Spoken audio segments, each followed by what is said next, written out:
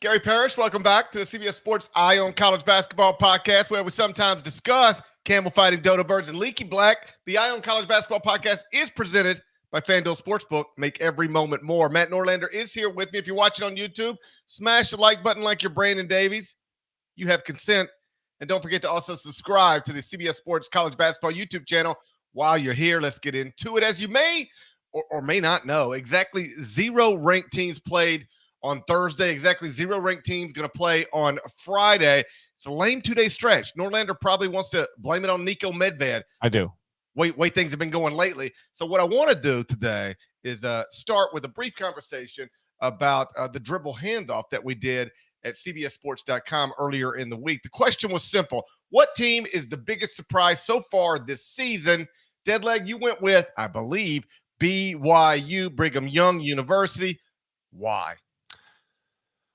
Well, for those who may not know, the dribble handoff is something we do almost every week on your CBS Sports app and on the site. So it amounts to basically a roundtable. I do want to congratulate Kyle Boone, who has not contributed the past couple of weeks because he is celebrating the birth of his second child. Lazy. So no. Shouts to KB and his beautiful family as he tends to his newborn. And with his wife. I had 3 children. Okay. Ask me how much paternity leave I took off. This isn't about you. I'm giving a shout out to Everything's Kyle about Boone. me. Everything's about me. A shout out to Kyle Boone, who is on paternity leave. But anyway, he normally contributes as well. We only had a 4-person contribution. Not the same. It's not the same. Cameron Salerno picked Oklahoma, still undefeated. David Cobb picked Clemson. I picked BYU. GP picked Colorado State. BYU right now, as we speak this morning, number 1 at the net. Okay. It's also second at Torvik.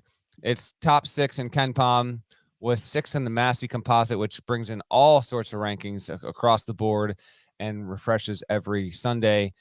So for a team that was picked 13th in the Big 12, and as I wrote recently at the court report, understandably picked 13th, for it to now be undefeated with, a handful of notable wins against high major teams, the biggest of them being San Diego State, probably. I think that's why it equates to the most surprising team. And when I spoke with Mark Pope, we got into how this came to be, obviously. And the thing that was interesting about it was he said, I intentionally kind of reset our clock a year and a half ago, 2 years ago, because I didn't want to go into the Big 12 with it being such a beast, having a team that might have been a little bit older, but then in year 2 in the Big 12, I'd have to restart. And maybe that would be in year 3 with the transfer portal. So it's not like he hasn't used the portal. He has. But BYU is one of the least experienced teams in a multi-bid / high major conference a season ago. And it didn't make the NCAA tournament 2 years running because of it. And now you look at them and they've, BYU almost always has veteran presence, but they have presence. They've played together, and BYU is actually set up to be really strong next year again. We'll deal with that a year from now, but they really only are expected to lose one major contributor if they don't lose anyone else to the portal. And so with where BYU is, and we are getting to a point where if BYU can win this weekend, it plays its first rodeo of the season. It plays at Utah, 7 Eastern. Parrish has no chance of watching the game. It's on the Pac-12 network, but it's the first road game for BYU. If it can win that, then its chances of getting, 3, 2, 3, 4 seed they increase exponentially, provided that they can just be a top 7 team in the Big 12, which seems reasonable at this point. Last thing for me on BYU, I like their balance. They've got 5 players averaging double-digit scoring, and they have 5 players, different guys leading their major statistical categories. Jackson Robinson leads them in points. Noah Waterman leads them in rebounds. Spencer Johnson leads the Cougars in assists. Richie Saunders leads the team in steals.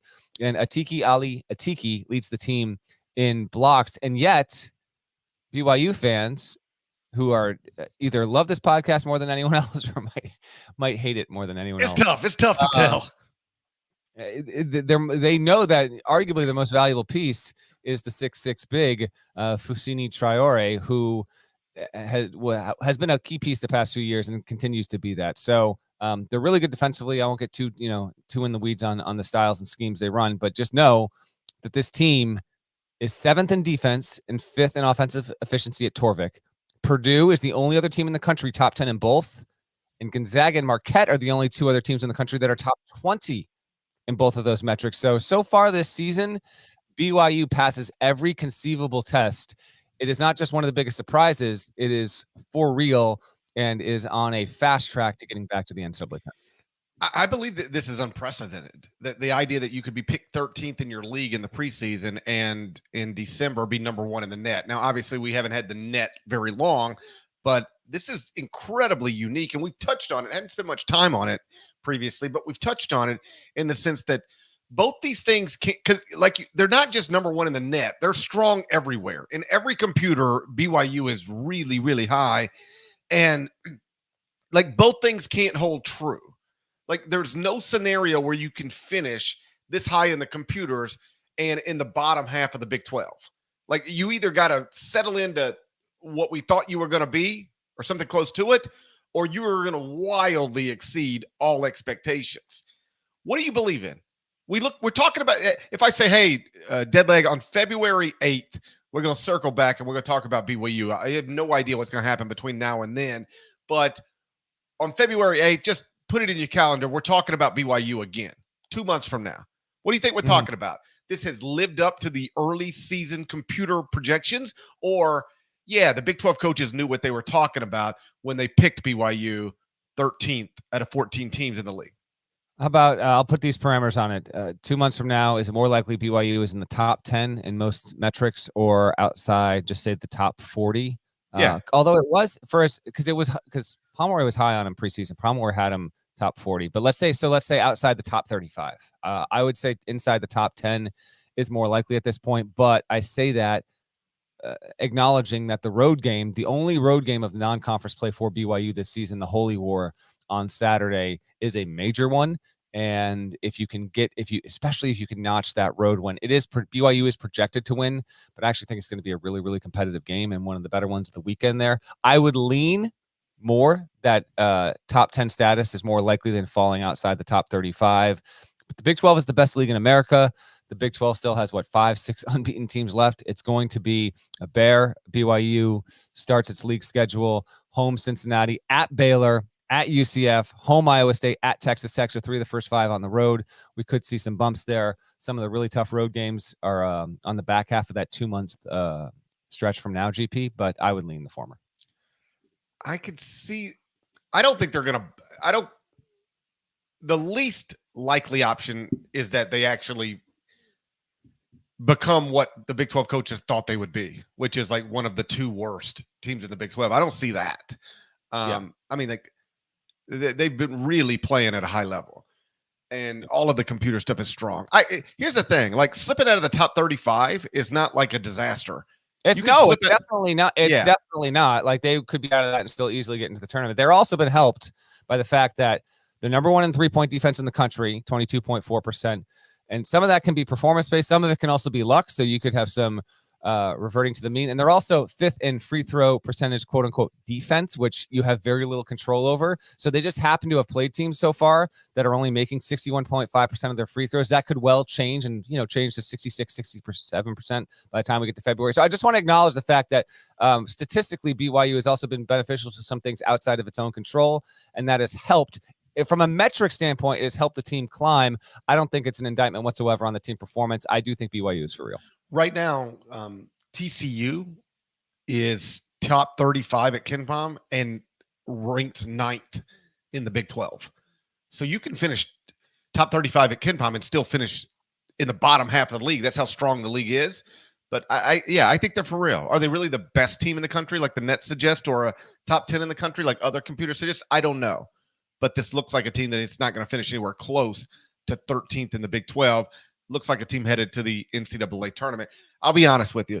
So sitting here Thursday morning, and I get a Slack direct message from. Yeah, you were lazy. You forgot to do it. I should maybe shut up about Kyle Boone, right?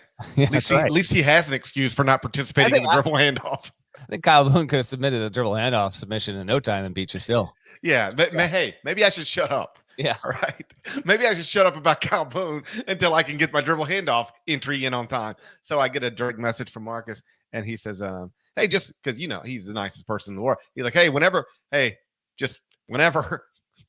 Just whenever. Whenever you get around to it. Okay. Whenever. And it's not even one of those things like, I was like, oh my God, I'm so overwhelmed. I can't get to it. I just didn't even realize that I needed to do anything.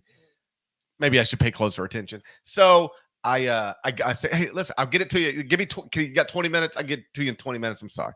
So I go and I click on it because typically, and I think this is a seniority thing, I get first pick. Typically, I get first pick in the dribble handoff.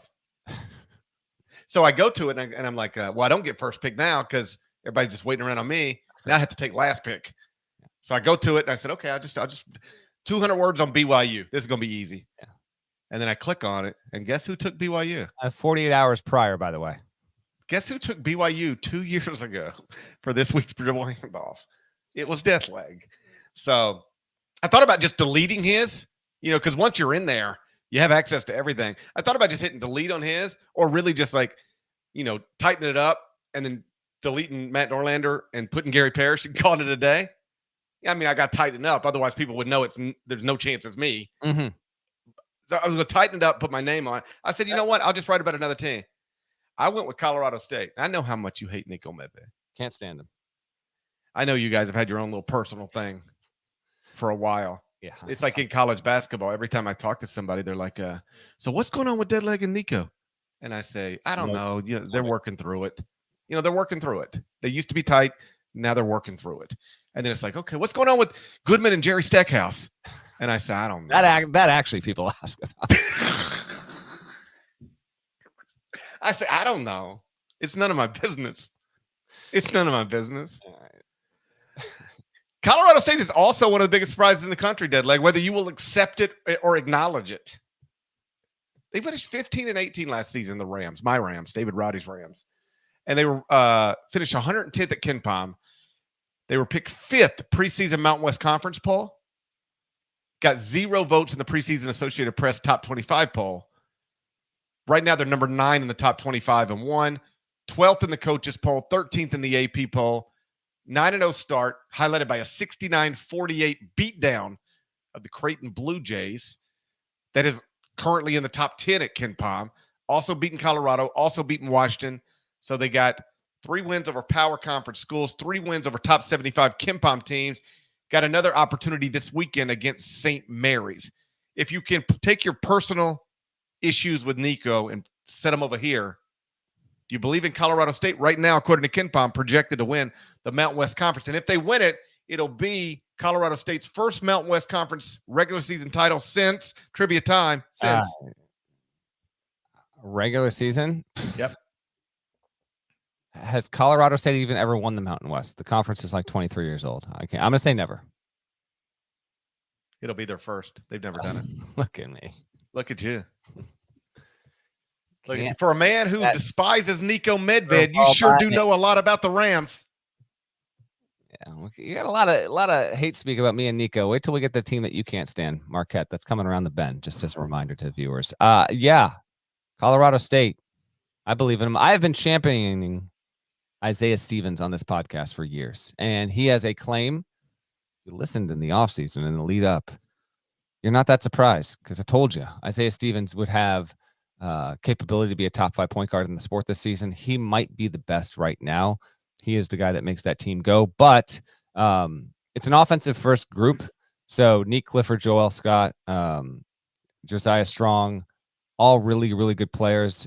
Clifford is a good 3-point shooter. They've got, a handful of guys here shooting better than 40%. It's actually similar to BYU, which has like 4 or 5 guys hitting north of 40%. Colorado State, another big surprise, is similar to that. Defensively, not there, certainly. And it's not exactly, a photo negative with San Diego State, which has built its reputation on defense and it still continues to be the case, although I think it's got to shore up some stuff. San Diego State on the wrong end of a BYU game earlier this season. But CSU, 9-0 to start the season, has jumped 50 spots in metrics since the preseason. And Nico Medved's doing a wonderful job. We will get to the game that they're playing later on in the show here. But A reasonable pick, and you pivoted well after seeing that I had taken BYU, because CSU definitely qualifies. Because going into the season, San Diego State was the favorite, and then broadly it would have been San Diego State, New Mexico, and Nevada, which is still yet to lose a game. People were high on Nevada. Boise State was in there. CSU was somewhere 4 or 5, and right now it is clearly it's clearly the best team in the conference right now. We'll see if its defense can improve. It's going to need to really establish itself as a, no doubt about it, favorite. But offensively, no one in the league is on Colorado State's level right now. So it's been largely a slow couple of days in the sport of college basketball, at least on the court. But there was a good one a couple of nights ago, or at least a good one, like, two teams with numbers beside their name, at least for now. Marquette blew out Texas. It was Shaka Smart against his former employer. We'll spend a few minutes on that next, but first, a word from our partners. On the next NFL Monday QB, with only a month left on the regular season calendar, the Week 14 slate is filled with divisional rivalries. Go under center on the only NFL show all about quarterbacks. Monday on CBS Sports Network. So Marquette hosted Texas a couple of nights ago inside Fiserv Forum. It was an opportunity for Shaka Smart to coach against his former team. He was at Texas as the head coach for 6 years. According to Tyler Kolek, Shaka had told his players heading into the game that this carried no special weight. It was just another game. Don't make anything of him coaching against the Longhorns that he used to coach. Tyler Kolek was asked about this after Marquette won the game by 21. They led it by 32. Mm-hmm. And he said that I don't know exactly how it was presented to him, but I imagine that he was asked, so what do you think it meant to your coach to, beat Texas by 21? He used to coach there for 6 seasons. And Tyler Kolek said, Shaka told us that Coach Shaka, he told us that it's no big deal, just another game, doesn't carry any extra weight. And then he added, but I think it was, quote, bullshit. Norlander, yeah. Do you identify bullshit here? It had to be. What you say? That's Shaka. Hey, first up, let me just ask you a series of questions. We'll try to get to the answer. I like going through processes sometimes, try to get to an answer. Here's my answer. Here's my question. You're going to give the answers. Okay. Is Shaka Smart human? He's a human being. As far as I know, I cannot present you evidence to the contrary. Wouldn't it be wild if he wasn't? It would be wild. Let's keep going. If we found out Shaka Smart wasn't human, that would be a wild development. If we found out the head coach at Marquette was a cyborg, yes, I feel like that would break some news. Let's go. That would be wild. Okay. Shaka Smart is human. We've established that. Shaka Smart was nudged out of Texas by Texas fans and the possibility of entering year 7 on the hot seat. A door cracked open, and Shaka Smart may have hastily headed toward that direction in order to better position himself for his career. That's correct. If you were to poll every Texas fan who was inside the building for Shaka's last... Okay, no, that's not a good way to put it. Okay. If you were to poll every Texas fan who watched the Longhorns lose to Abilene Christian as a 3 seed in the first round of the NCAA tournament, meaning that we then had 6 years of Shaka Smart at Texas and 0 victories inside the NCAA tournament. If we were to poll those fans in that moment and said, hey, you can keep Shaka Smart or you can pray that he takes another job, maybe even one in the Big East, how would they have voted? I would say 78.6417% of Texas fans would have said we can chance it and go over and higher. Okay.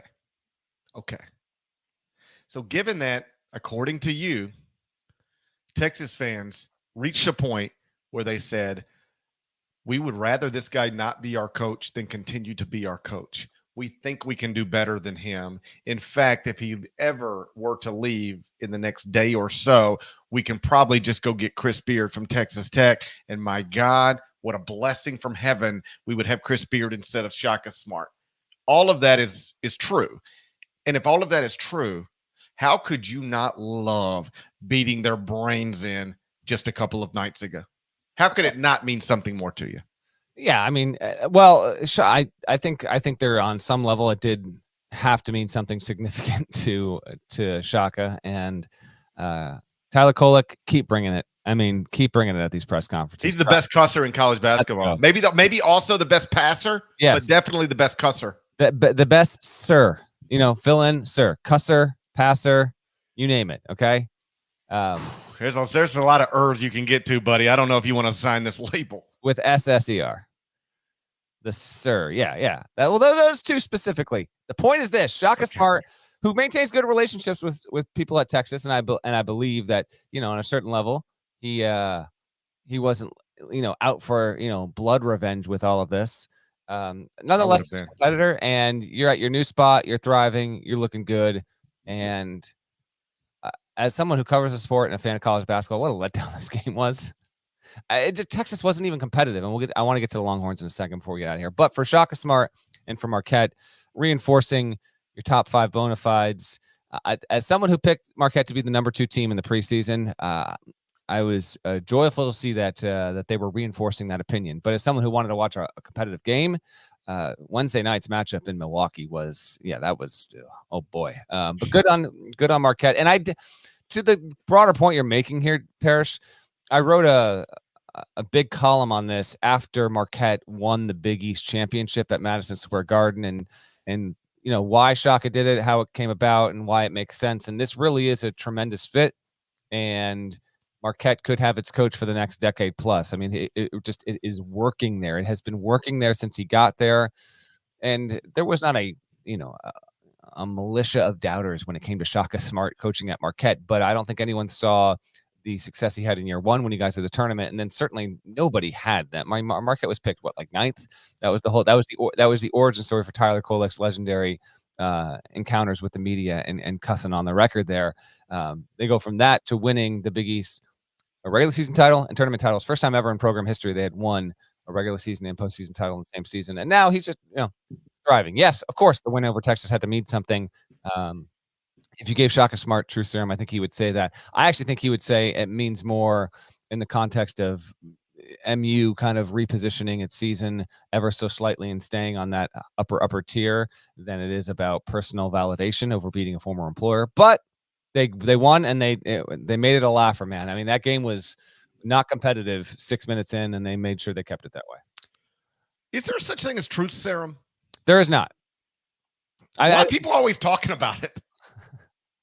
I don't know if they're always talking about it. It just comes up here and there. No, people are always talking about it. They're always talking about it. Yes. I hear about it every day.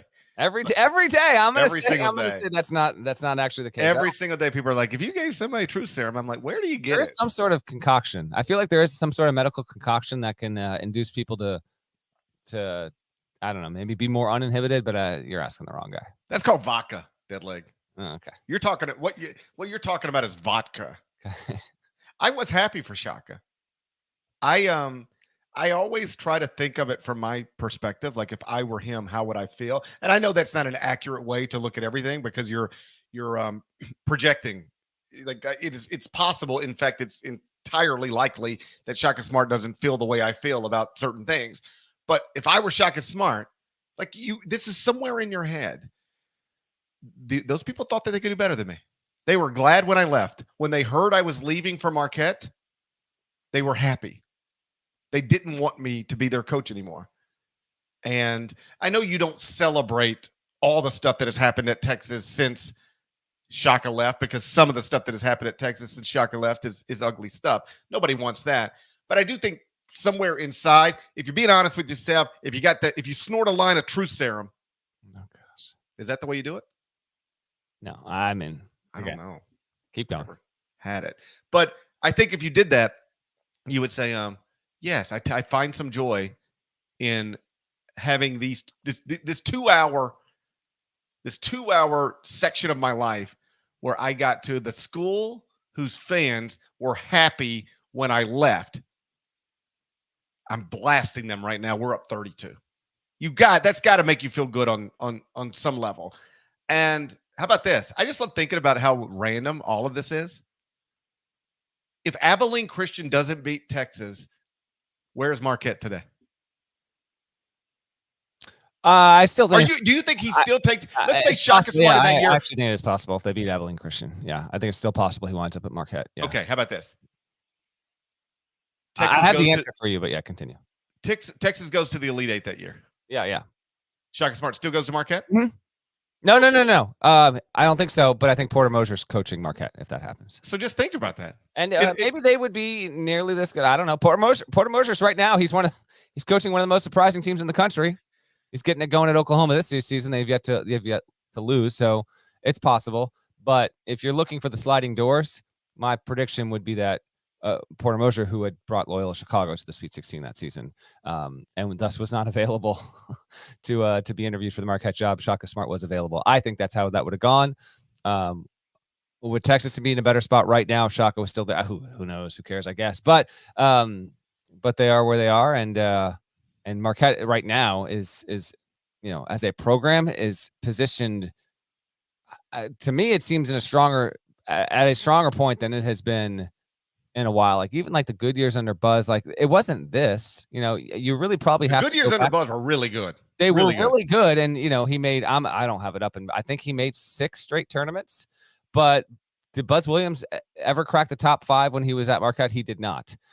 Marquette is doing stuff right now it has not done since the most important figure in the history of that program was strolling the sidelines, looking just completely foppish. The great Al McGuire. Tom Green.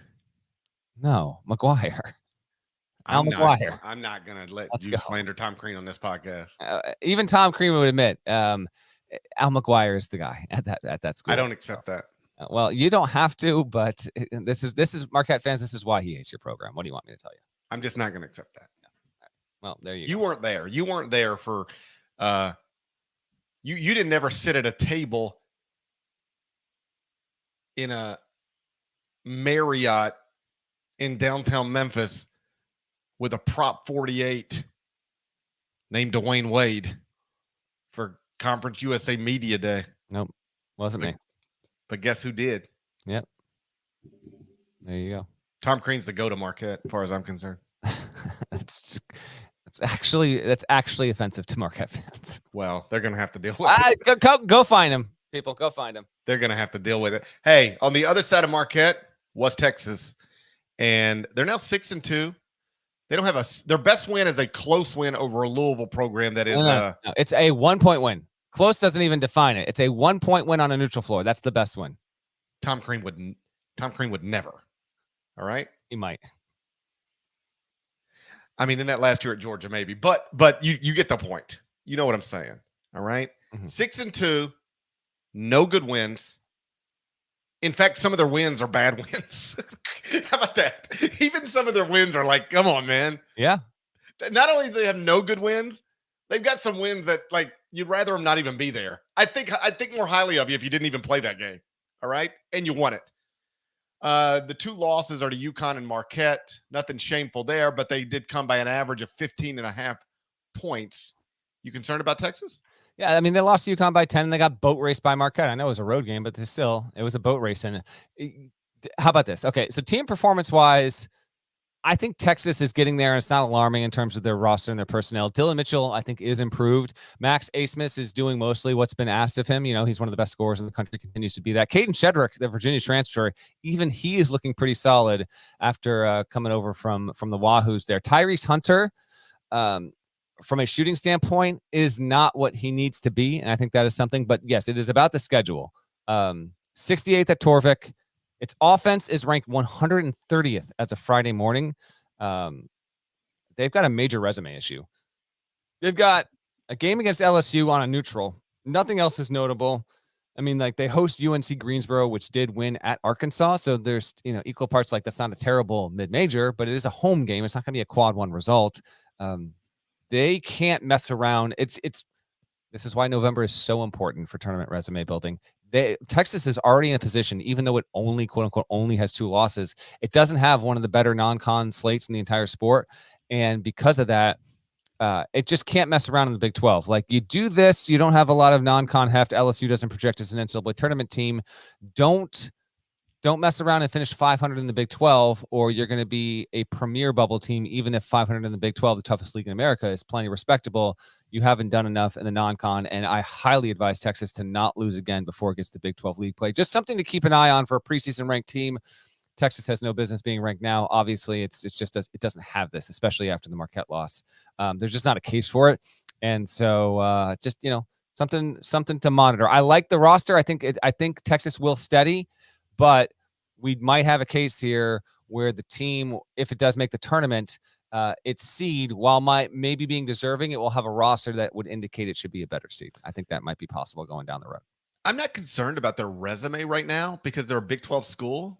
And, if you're good and you go into the Big 12 schedule, you're going to be able to build a resume, right? It's there for you. The schools that I worry about from a resume perspective are schools like FAU, Memphis, Mountain West Conference school, an A-10 school, schools that look like they're good enough to be in the tournament and advance in the tournament. But if they don't build a resume in November, December, they might get into the league schedule and not be able to accomplish too much to submit something of quality to the selection committee. If you're in the Big 12, you don't have that problem. You can really be mediocre in November and December, and as long as you eventually become a good basketball team, you'll get the wins you need in conference to submit a resume that's going to get you on the right side of the bubble for the NCAA tournament. My concern with Texas is, are they good? Like, if they're good, these first 8 games won't really matter. If they're good, in fact, if they're good, these first 8 games are nothing. It'll just be like, yeah, we lost to UConn and Marquette, and then we started playing really well, and everything's fine. Like that, it ain't like they've got a loss to Bryant on the schedule or a loss to McNeese State. But they don't have pluses right now. I actually think it is going to cost. It is going to cost. Like Texas is not matching last season in terms of Texas was a 2 seed. That's not happening. Like they'd have to not lose again in non-con and finish top 2 in the Big 12, and I just don't think that's on the table. Yeah, I don't either. But my point is, if they're good, nothing that's happened so far is a problem. If they're good. Okay. I just don't know if they're good. There's nothing that has happened in the first month of the season. And this is sort of what I wrote in Thursday morning's top 25 and 1. There's nothing that's happened so far this season that suggests Texas is good. That's the concern. I'm not worried about the 6-2 record as much as I'm worried about what the 6-2 record might represent. Because if you're not good and you go into that Big 12 schedule, you're going to get eat up. And I how about this? Top half, bottom half, Texas in the Big 12, finishing the standings. I still like the roster. I will say top half. It's a 14-team league. Texas finishes 7th or better. Okay, maybe that's maybe. Yeah, but there's not a lot that's happened in the first month. Interesting how we are are of similar feeling with this team, but our reasons they're diametrically opposed with this. So right? Yeah, I'm just okay. I don't know if they're good. How about this? I had them 12th in the top 25 and 1, just based off of nothing. You just said it. They have nothing. I know, but this is the way it works. They had preseason expectations, so you put them where you put them, and then it's like, all right, they've won every game except for the game against UConn. So you just, as long as they're behind UConn, you can justify it. And so they just sort of stay in a good place in the rankings. And then they get blasted by Marquette. Again, lost by 21, trailed by 32. And you take a fresh look at it and you go, all right, even the wins aren't good. Even the bad wins are not good. Like they beat Louisville. That don't mean anything, but they only beat Louisville by a point. That might mean something. The losses are both by double digits. It's time to get them out of here. There's no computer that says Texas is in the top 25 or 26. There's nothing in the resumes that suggests they should be there. I dropped them from 12 all the way out because I just couldn't justify them being there. That's an abnormally large drop. But if you're taking a fresh look at the resume and the quality of the team and everything else you should be looking at through 8 games, just not there. So we'll see where it goes from here. But, it was a year ago, roughly, when they thought they had the coach who's going to retire there someday, and they were operating at a pretty high level. A year later, they got a different coach, and looks like a different basketball team. We'll see where it goes with from here. But the first month of the season hasn't been something that produces optimism among Texas fans, I would imagine. Are you ready to do the Final Four and 1? I'm ready for a word from our partners. Oh, do it. You do it then. Here we go. Go, you do it. Okay, word from our partners. Do it. We need the sports news anywhere. We've got breaking news to bring you. Then get your sports anytime you want them. Big trade news overnight to discuss. Because we know you need sports all the time. A lot of movement in the rankings this week. A legend adds to their legacy. We're bringing you that breaking news right here on HQ. CBS Sports HQ, anywhere, anytime, all the time. It's time for the Final 4-1, presented by FanDuel Sportsbook. Make every moment more. Nada, turn that mic on. I don't want people to have to hear it from me. I'd rather them hear it from you. Do you have updated records? I don't even know what they are. Do you have updated records? You sound like you've already seen the record, GP. Oh, I don't. I'm just asking blindly. I wonder who's leading the Final 4-1. That would be capable of you. telling us? That would be you by one game at 10-9-1. You are above 500 going into December. Above 500 heading into December. Yeah. Dead leg. Who's got a better strength of schedule right now, me or Texas? You're going up against me, so the answer is you. Yeah. The answer is me. Yeah. Okay. I've been making every moment more. Okay. Actually, I don't know if you have. You're a little late on that dribble handoff submission. I just got away from me. I didn't even know it was there. I had a few news and notes, but we'll save it for the end. Let's get to the games here. Let's keep. It's okay. It's okay. I also listen. Credit to us, we found a way to stretch a podcast into 35 minutes before we got to the reason for even doing the podcast. So, classic us. Why are we doing this? You ever think about that? Nada's got the music going. It's Final 4-1 time. Parrish, we got a pretty good weekend of Saturday hoop waiting for us. What are we starting with? Game 1, Saturday, noon Eastern. It's number 20, Illinois. Choo-choo! Oh, boy. At number 17, Tennessee, inside Dane Bradshaw Arena. You can watch it on CBS. It's America's most watched network. It's the network of stars. KenPom has it, Tennessee, -5. This segment is presented by FanDuel. Make every moment more. FanDuel Sportsbook, make every moment more. I've already said it. As a reminder, we do not have the FanDuel line for this, so we are going KenPom because it is Saturday. Why Dane Bradshaw? I regret already asking this, but yeah, why was he? Dane Bradshaw's he's a Tennessee ball. Okay. Well, I obviously, but I'm saying why him over many? I've named the court after Wayne Chisholm. I'm just wondering why you named the arena after Dane Bradshaw. That's all. Okay. First off, I love Dane Bradshaw. I covered him when he was in high school.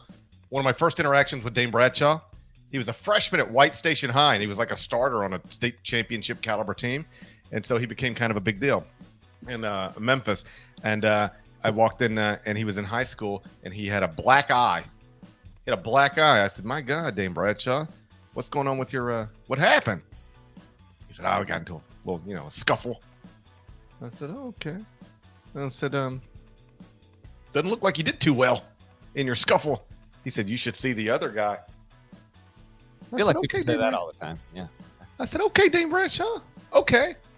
Undervalued as a prospect, went on to be a key player for Bruce Pearl at the University of Tennessee. If anybody deserves to have Thompson Bowling named after them, it's probably Dane Bradshaw or Wayne Chisholm. Also, somebody I knew in high school.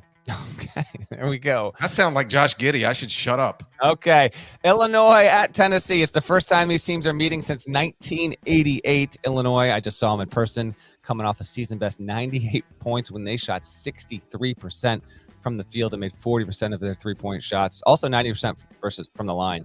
Don't have the answer to this, but I'm curious the last time a team played a ranked opponent and hit those thresholds. Scored 98 points, hit 63% from the field, 40% from three, and 90% from the line. That feels like a, I don't know, once every 5 years kind of thing at minimum. Very, very, very good performance by Illinois in the Garden over FAU, particularly because Illinois has been just okay from three-point range. So we will see if the Illini kind of go back to their ways. Considering it's going against Tennessee, I would expect that. In fact, if you're I would think this is going to be a defensive battle. Tennessee's defense is known. Illinois is one of the best rebounding teams in the country. And Tennessee's not a three-point shooting specialist team, and teams are only making like 5 per game against Illinois in general. I'm setting the over-under on, I'll just say 8.5 3-point. Why not, GP? 8.5 made threes in this game. Over or under? What are you taking? For both teams? Combined, you're correct. For Jesus Christ. I'm going under. No. I'm going under. Going under 8.5 made threes. Teams are only making 5.6 per game against Illinois, and Tennessee is one of the best defensive teams in the country. I know, but God, I mean, Tennessee shoots 33% from three. What do you want from me? My pick is Illinois +5. Chris Lofton could make 8 by himself. He could, but he's not playing in the game. Damn it. Chris Lofton never plays in the games anymore. Wasn't it more fun at Tennessee when Chris Lofton was playing in the games? It was a lot of fun. Remember what he did to Kentucky He that one should have night? named the arena after him, but so it goes. I've known Dave Bradshaw longer than I've known Chris Lofton. Okay. So I was just being loyal. Sue me for being loyal. I mean, what do you want me to say? I want you to pick the game. I'm the conductor of the Illinois train. What do you want me to do? Oh, Choo yeah. choo. We're all doomed. Choo choo. Let's go, Fornelli. Illinois, big road win this weekend. Probably win it by 40. Give me the Illini. Give me the Illini. Straight up. First one of the season, folks. Straight up. They just shot 63% from the field. What are you talking about? Game 2. Game 2, Saturday, 1:30 Eastern. It's number 4 Purdue versus Alabama inside the Joe Carter Coliseum. You can watch it on Fox. Kimpom has it Purdue -5.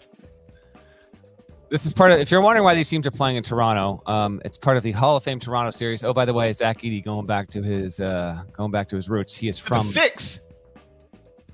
What? Going back to the 6. Okay. Purdue and Alabama. Oh, you're not OVO, I see. This is a battle of one seed. Sounds like you're not OVO. And both these teams were in the polls at number 1 last season for a combined 9 weeks. Bama has not been what Purdue has been so far this season. But yeah, Purdue continues to play these high-level teams, GP. I'd stop that. It's working out. I tell you what, it's working out so far. Only 1 loss, and the 1 loss they have is to an unranked team on the road. This one's not on the road. It's a neutral court. They have wins on neutral courts over the likes of Gonzaga, Marquette already. So Bama to this point, actually, because of preseason projections from KenPom, 13th might be a little surprising for a 6-2 team. Its win of note, if you want to say it is against Oregon. I mean, okay, that happened down in Florida, but here's a big opportunity for Nate Oates' team. Points will be coming fast and furious. I like the chances of this game getting into the 80s here. That said, I'm taking Bama. Might be a little bit dinged up here. GP, I think Purdue -5 is the way to go. Okay, buddy. I wasted a good hour of my life last night. I mean, you say this every day. I've been wasting so many hours. Yeah. Oh, man. So, Purdue, Alabama in Toronto. So then I got to name an arena in Toronto. And when I think of Toronto, I know most people probably think of Drake. I don't. I do not. Who do you think of? Okay, when I say Toronto, what do you think of? Honestly, Nico Medved? no, I would say Vince Carter. Okay, that's good. Yeah. Vince Carter. Former Vince Memphis. Carter or one of the many bands that have come out of Toronto. Name one. Bare Naked Ladies. Okay. Yeah. Okay. I think of Joe Carter. Walk-off homer in the World Series to win a World Series. So this is what happens to me. I've got to name an arena. I think of Joe Carter. Now I'm just YouTubing Joe Carter. I want to see the home run. I watched the home run. Mm-hmm. Touch them all, Joe. You'll never hit a bigger home run in your life. Yep. Which is true. I watched that. I remember watching that as a 12-year-old. I watched that So do live. I. Big moment. Okay. Yeah, for sure. So then I get caught up on this. Because if you go watch Joe Carter's home run, it's not a great, it's a massive home run, but it doesn't look great. He's got a weird little right-handed swing. Like it doesn't look like if that same home run were hit by King Griffey Jr., it would look beautiful coming from the left side.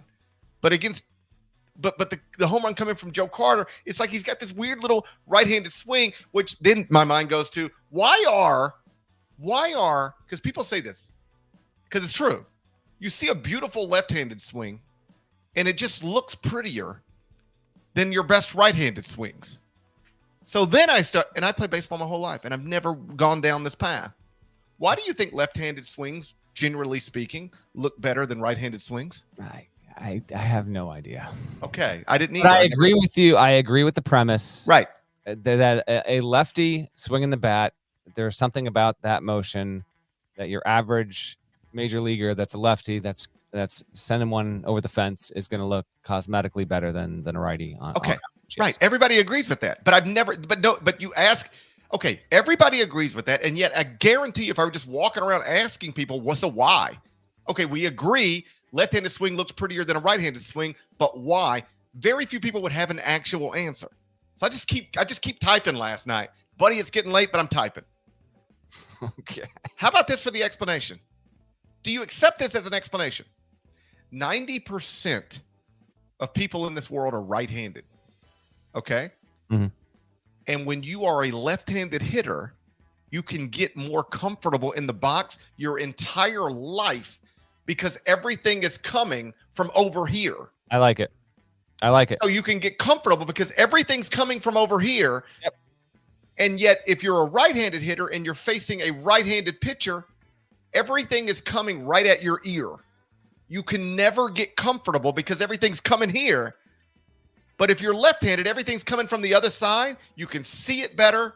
You're not worried about it coming into your ear, so you can get more comfortable. And because of all those things, develop the prettier swing. Yeah, you accept it.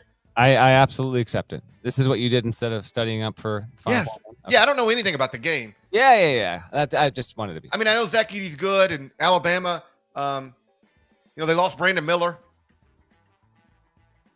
Mark Sears is pretty good. Yeah, I don't know anything about the game, but I know everything about Joe Carter and left-handed and right-handed. I thought that was interesting. Do you find that interesting? I think you've got a viable hypothesis on your hands right now. I'm gonna start using it on people. That's all I want to talk about today with people. 4 best bands from Toronto.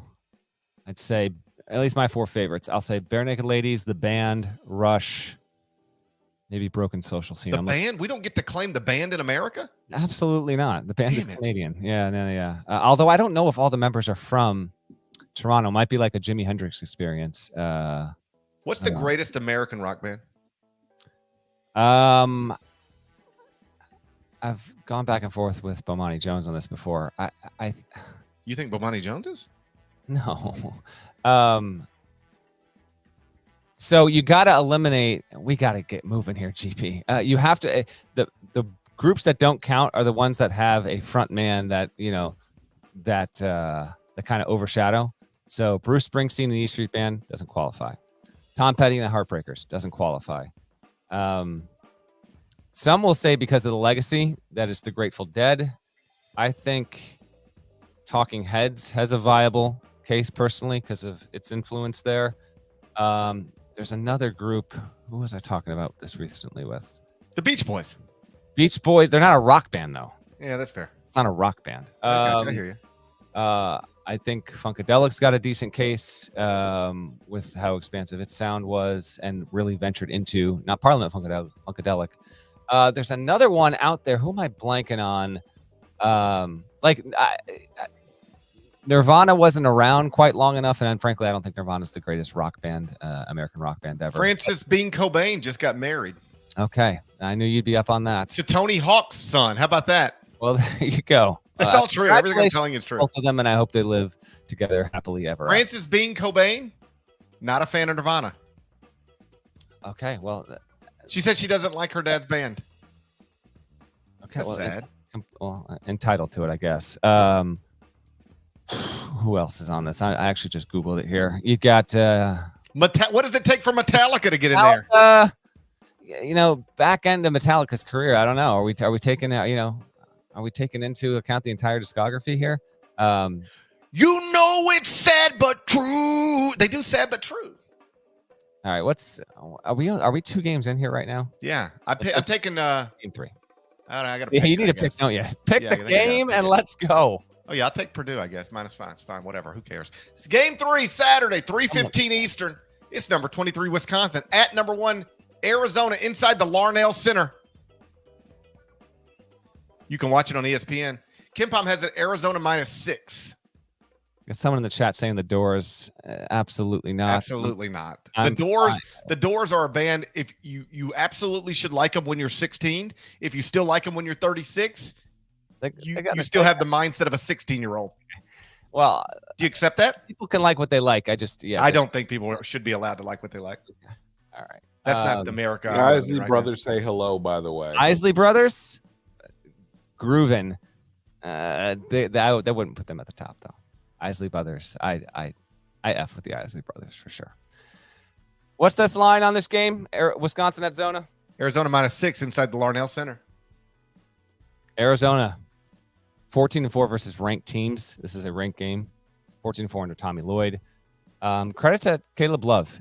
Leads the team right now in points, assists, and steals. How about Caleb Love being the star of the #1 team in the country? I know. Isn't that hilarious? Something. And he's got a good assist to turnover rate. He's doing well for himself, playing alongside Kylan Boswell, who I'm going to give credit for this as well, because Boswell's he's shooting well. And, right now, Love has more assists than anyone on the team, but Boswell's obviously, he's the guy that orchestrates the offense there. Arizona's a machine. I'm taking Arizona -6 in this game. Wisconsin fans have very warm and fuzzy feelings when they see Arizona on the schedule, and however way that crops up, because Wisconsin has made 2 Final Four trips at the expense of Arizona. The most recent time these teams met was the 2015 tournament in the Elite Eight. Wisconsin leads the all-time series 5-2. That being said, this is in Arizona's house this year. It will be in the Kohl Center next year. I will take the Wildcats -6. In the chat, somebody says Foo Fighters. No, but one of the best, greatest hits rock bands in American history. I can't put them at the top. I mean, the Foo Fighters aren't even in the best band that Dave Grohl has been in, so that is no. In fact, okay, so Nirvana aren't even in the top 2 favorite bands that Dave Grohl has played in. Not even the top 3. I would take Dave Grohl in Queens of the Stone Age 1, and it was kind of like a guest appearance, but still, Queens of the Stone Age 1. Nirvana 2, them Crooked Vultures 3, and then Foo Fighters 4 for Dave Grohl. What are you doing? You can't do that to Foo Fighters. That's disrespectful to Foo Good, Fighters. but I'm just telling you, when it comes to Dave Grohl playing with a musical act, Foo Fighters will be 4th on the list for me. That's Them Crooked disrespectful. Vultures, check it out. Super group if you haven't. That's disrespectful. What do you want from me? I think, who'd you take? I took Arizona. I'll take Wisconsin then. Yeah. Okay. I'll take Wisconsin then. Coming off a massive, they had that massive win in Egg Bowl Bedlam last weekend. Yeah. Beat the Marquette team that smashed Texas. You going to give that team 6 points? Ooh. I am. And Wisconsin has done tremendous for itself. A few teams have started off, kind of like, and been more, ooh, in the past 3 weeks in Wisconsin, if you follow what I'm saying. I do follow what you're saying. I'm taking the Badgers. Okay. How could I not take a team that was ooh? How could I not take that? Ooh, yeah, exactly. Yeah, okay. Wisconsin +6. Game 4, Saturday, 6:30 p.m. Eastern. St. Mary's at number 13, Colorado State, inside David Roddy Arena. You can watch it on CBS Sports Network. Kim Pom has a Colorado State -8, big number. Boy, if I would have told you 2 months ago Colorado State would be favored by 8 over St. Mary's, you'd have probably tried to smack me in my head. You can watch this game on CBS Sports Network. You can watch me on CBS Sports Network. I will be in studio all afternoon and evening. We've got Dead leg on CBS Sports Network. This game is the first of 3 on CBS Sports Network. And we've got, as Parrish well knows, we've got Inside College Basketball at 6 o'clock. So in all seriousness, if you're watching the games, get a second screen going. Who's your host? Kiana Martin, I believe, is hosting. She's great. Yes. You'll love her. Yes. It's Kiana, Wally Zerbiak, and I think Chris Walker and myself that are going to be in studio all day on Saturday. Big time day there. So my pick for this one, this is as urgent of a game for any team on the schedule this weekend. St. Mary's has to win this game to have any chance at any at-large resume. A loss here, it will need to win the auto bid in the WCC to have a chance. And I'm including even if it runs the table and loses in the W. It's taken on too many losses. Got to win this game. I don't think it's going to happen. I do like the Gales to get right and get inside the number here. I will take St. Mary's +8. This is that's just enough. If it was like +6, I would have hesitated, but +8, I'll go with Randy Bennett's team to figure it out the way they like to play. That is a large number. And Colorado State's defense has, has some ways to go. So I like St. Mary's chances to keep this one close. Yeah, that just seems like a big number. I think Colorado State wins, remains undefeated, but I'll take St. Mary's plus the points. What's game 5? All right, before game 5, and I'm just tossing out the news and notes at the end. We're bailing on that. Dylan Harper, he's going to Rutgers. Naquan Tomlin's no longer on the roster at K-State. Charlie Baker wants to redefine what the NCAA means in terms of players getting paid, but nobody believes in it. And a bunch of states are trying to make sure that the NCAA's transfer rules go away entirely. You can read up on that. Mike Oresco is also retiring from the AAC, et cetera, et cetera, et cetera. Before I get to the N1, the other games to know about. And by the way, happy Hanukkah to all our listeners out there who celebrate and observe. Hanukkah has begun here for your Hanukkah weekend in hoops. Syracuse at Georgetown, 11:30 Eastern on Fox. Both teams are outside the top 100. It is a big rivalry game. They don't play in the same conference. I appreciate that they still schedule each other. I hope that continues to be the case moving forward. Let this be the last time for a very, very, very long time that these two teams meet, and both are outside the KenPom top 100. Huge mid-major tilt on Saturday. 7-1 Grand Canyon at 7-2 Liberty, 2 Eastern ESPNU. That's a biggie. Grand Canyon just beat San Diego State earlier this week on its home floor. The best matchup record-wise that's not in our Final Four and 1 is also happening in Toronto at Joe Carter Arena. 7-0 TCU, 8-0 Clemson, 4 Eastern FS1. That game will happen after Purdue at Alabama. TCU probably needs to win more than Clemson from a resume standpoint at this point, but that's definitely worth watching. Arkansas is going to play undefeated Oklahoma in Tulsa, 4 Eastern, ESPN2 on Saturday. Oklahoma, as we mentioned at the top of the show, one of the most surprising teams in the country. We'll see if it can keep going. Arkansas could certainly use that win to reestablish itself. It's got the win over Duke, but it's also got, the home loss to UNCG as well. Cincy at Xavier, 6:30 Eastern, FS1, big rivalry game. We got a number of rivalry games on the slate this weekend here as we head toward finals time. The big blue blood gotta have it game is 7 Eastern on Fox on Saturday. 5-2 UCLA at 6-4 Villanova. UCLA does not have a high major win yet. So this is an extremely urgent game, probably the most urgent outside of the St. Mary's situation at Colorado State. Another mid-major special I want to highlight. Drake is 8-1 versus 7-0 Nevada in Henderson, 7:30 Eastern on Saturday. And then Gonzaga plays at Washington. Late night tip, 11 Eastern, ESPN2. On Sunday, 9-0 Princeton at 7-2 St. Joe's. Again, a lot of... If Princeton gets another road win, will you rank them on Monday, GP? Another road win. They'll have 6. No one in the country has 4. I'm not prepared to answer that question at right now. 7-2 St. Joe's. Just consider it if you could. I'm not prepared to answer that question right now. 2 Eastern ESPN2, Colorado, Miami from the Barclays Center. Memphis at Texas A&M is a 4 Eastern game on ESPN2 on Sunday. Then 2 more, and then we'll get to the N1. Bronny James, almost certainly going to make his debut at USC. 4 Eastern. USC plays Long Beach State. The bad news is it's on the Pac-12 network. So the long-awaited Bronny James debut. That's why LeBron said he was going to skip a Lakers game if he had to be watch it at Bronny's first game in person, because he is not capable of watching it on TV. Nobody is, unless you have a very specific refrigerator. That is so. In the midst of a big NFL Sunday, Bronny James will make his debut in the thick of that at 4 Eastern against Long Beach State on Pac-12 Network. It's not guaranteed, but it is absolutely trending. Right. So if you get hungry, go to your refrigerator, get something, and maybe tune in for a second. Right? The 10 listeners that applies to, for sure. And then the last one on Sunday, I'm thinking we might need to wait for this one. It's Michigan State. It's going to try and walk into Pinnacle Bank. That's a 6:30 Eastern tip on Big Ten Network. In all seriousness, if Michigan State does lose that game, we did just lead with them or talk about them on the last show, but yeah, it's a major problem if they don't win that game. So that's a Sunday tip. It's the last relevant tip on Sunday, 6:30 Eastern on Big Ten. With that being said, I told you a few shows ago this game was going to be in the Final Four and 1, and I wondered if Parrish would take the initiative to include it, but your boys got your back here because there was no way I was letting this game slip through the cracks. Saturday, build your entire weekend around it, okay? 2 Eastern, Fox Sports 1, right there on Terry Cummings Court. Woo. 4-4 Louisville is going to play at 1-7 DePaul. KenPom as a DePaul -1. Who you got?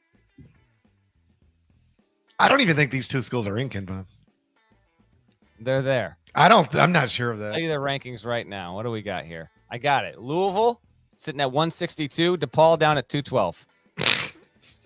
This is the game of the week. DePaul -1. What's the pick? I'm taking DePaul. Give me the Blue Demons. I'm taking the Blue Demons. Oh my! God. Man, did we ever think we'd get to a point where we're picking DePaul? 1-7. It's got that home court advantage. They do have the home court advantage. And, buddy, if you follow college basketball even a little bit, you're well aware of what that home court advantage at DePaul means. People's my whole life been talking about that home court advantage at DePaul. It's like going into Allen Fieldhouse, going into Cameron Indoor, going into that place DePaul plays. If I gave you 30 minutes to sit here and try and remember the name of DePaul's building, could you remember it? Yeah, but probably like from WWE Okay. Friday Night SmackDown or something. Is it Allstate? It may have previously been. It's a very Chicago-oriented name in terms of the building that the company that sponsors it. Wintrust Arena. It's also where the combine takes place. Wintrust. There's a hotel that's attached to it, but Wintrust Arena, which is only like 6 years old at this point or something like that. Now you sound like Josh Giddey. We both have DePaul -1.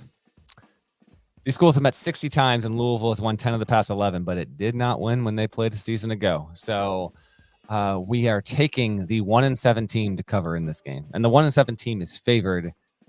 Genuinely fascinating. Sickos unite. Louisville at DePaul, 2 Eastern Saturday. Myron in the chat says it's the Rosemont Horizon. You ain't lived if you don't remember the Rosemont Horizon. Then I haven't lived. You don't know nothing about the Rosemont Horizon? I don't know a thing about it. That's right. I think I've been to the Rosemont Horizon. I think that's where you saw Dwayne Wade. Oh, man, that was at the Memphis Marriott, I believe. Just me and D Wade. He had just had a little baby. And that is that doesn't he have a son who's a prospect? Right? I'm not sure. Not sure. I thought so. Maybe not. All right. A lot of these NBA players have offspring that are either in college or about to enter college. So yeah, I can't speak to that. That's none of my business. Okay. That's none of my business. All right. I feel like that's a podcast. I know it is. It's time to go. Shouts to Devin Downey. Shouts to Chester. Hold on. Oh no. Dave in the chat says, should DePaul storm the court if they win? The answer is unequivocally yes. Yes. Give us the scene of the season. DePaul, hey, get the word around Chicago. If you beat Louisville, storm the damn floor. I'm not kidding. Get on that hardwood. Even if there's only like 30 people there, we want all 30 on the court.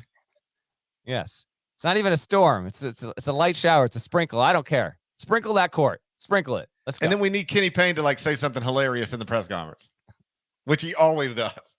Oh boy. I shouldn't tell you this, but yes. Who knows?